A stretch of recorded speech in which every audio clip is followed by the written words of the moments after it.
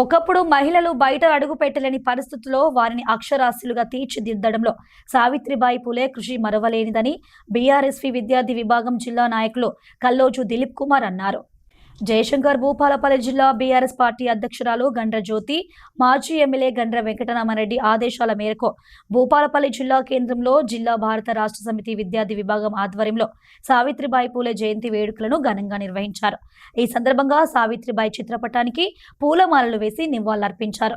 ఈ సందర్భంగా వారు చేసిన సేవలను స్మరించుకున్నారు. జయశంకర్ భూపాలపల్లి జిల్లా భూపాలపల్లి హెడ్ క్వార్టర్స్లో ఈరోజు మన దేశపు మొదటి పంతులమ్మ అయినటువంటి సావిత్రిబాయి పూలే గారి జయంతిని పురస్కరించుకొని ఈరోజు బీఆర్ఎస్ విద్యార్థి విభాగం తరఫున మేము వారికి ఘన నివాళులు అర్పించడం జరిగింది. పూలమాలేసి ఘన నివాళులు అర్పించడం జరిగింది. ఈ రోజున మహిళలు బయటికి రావాలన్నా లేకున్నా మహిళలు చదువుకోవాలన్నా అన్న నినాదాన్ని ముందుకు తీసుకొచ్చినటువంటి వ్యక్తి మన సావిత్రిబాయి పూలే గారు.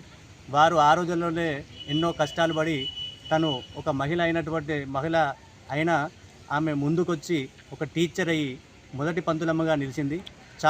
ఎంతోమంది విద్యార్థులకు చదువు చెప్పి ఆమెను ఒక స్ఫూర్తిదాయకంగా ఆమె మిగిలినటువంటి విధానం ఈరోజు మనకు కనబడుతుంది.